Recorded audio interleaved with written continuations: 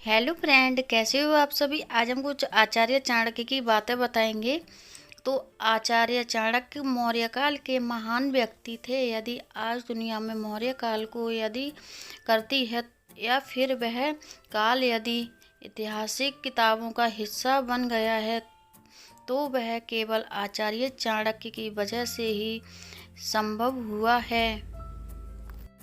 इतिहास की बात करें तो कुछ जगहों पर कौटिल्य के नाम से विख्यात आचार्य चाणक्य ने ही नंद वंश का नाश करके चंद्रगुप्त मौर्य को राजा बनाया। चंद्रगुप्त मौर्य को सीख प्रदान की, एक महान राजा बनने के उपदेश दिए और मौर्य समाज के झंडे को स्वतंत्र हवा में लहराया सकने की क्षमता प्रदान की। आचार्य चाणक्य ने जीवन से जुड़ी कई बातें, उनका जन्म, उनके द्वारा अपने जीवन में कई गए महान कार्य जैसे कि अर्थशास्त्र जैसे महान ग्रंथ का लेखन करना, जिसमें उन्होंने जीवन के विभिन्न पहलुओं को हिम्मत से पार सकने का ज्ञान प्रदान किया। यह कोई सामान्य मौत थी या बनाई साजिश, क्योंकि जाहिर है कि जिस स्तर पर आचार्य चाणक्य मौजूद थे वहीं उनके कई दुश्मन भी मौजूद थे। उनकी मृत्यु को लेकर इतिहास के पन्नों में एक नहीं अनेक कहानियां प्रचलित हैं, लेकिन कौन सी सच है यह कोई नहीं जानता।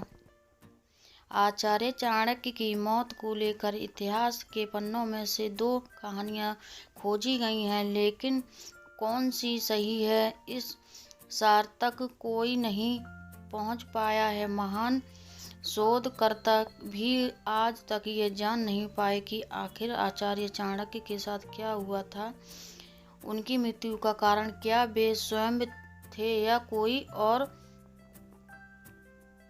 ऐतिहासिक ग्रंथों के अनुसार एक आम से बालक चंद्रगुप्त मौर्य को आचार्य चाणक्य की सहायता से सम्राट बनाया, मौर्य वंश का राजा बनाया। एक बड़ा साम्राज्य उनके हाथों में सौंपा और उसका नाम इतिहास के पन्नों में सुनहरे अक्षरों से लिखा गया।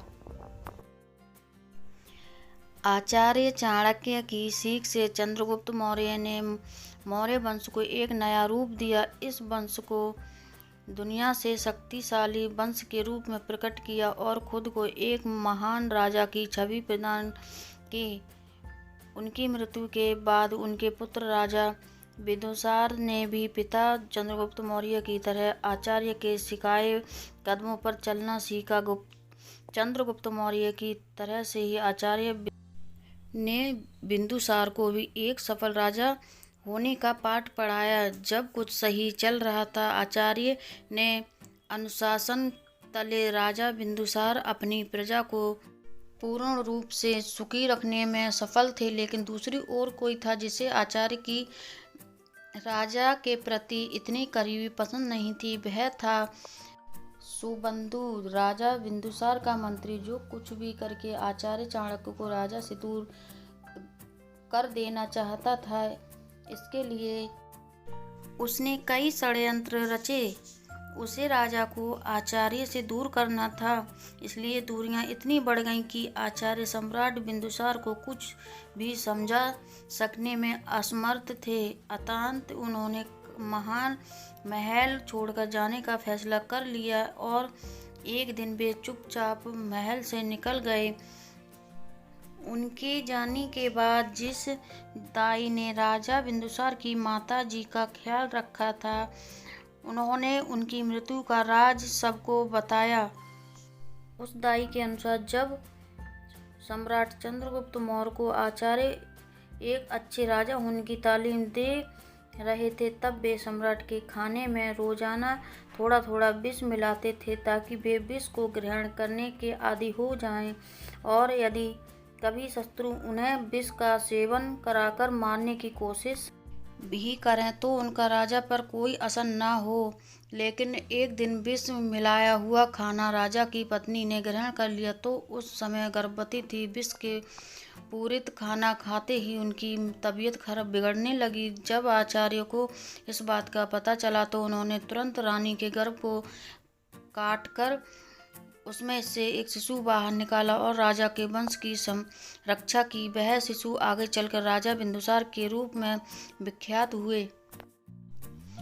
आचार्य चाणक्य ने ऐसा करके मौर्य साम्राज्य के वंश को खत्म करने से बचाया था, लेकिन बाद में किसी ने ये गलत अफवाह फैला दी कि रानी की मृत्यु आचार्य की वजह से हुई। अर्थात जब राजा बिंदुसार को दाई से यह सत्य पता चला तो उन्होंने आचार्य के सिर पर लगा दाग हटाने के लिए उन्हें महल में वापस लौटाने को कहा, लेकिन आचार्य ने इनकार कर दिया। उन्होंने ताउम्र वापस करने की ठान ली और अंत में प्राण त्याग दिए। परंतु एक दूसरी कहानी के अनुसार राजा के मंत्री सुबुंद ने आचार्य को जिंदा जलाने की कोशिश की थी, जिसमें वे सफल भी हुए। आचार्य चाणक्य ने जीवन के हर क्षेत्र में सफल होने के सूत्र बताए थे। तो फ्रेंड, कैसी लगी आज की कहानी? अच्छी लगे तो ज़्यादा से ज़्यादा लोगों में शेयर कर दें। अगर चैनल पर न्यू आए तो चैनल को सब्सक्राइब कर लें। Thank you.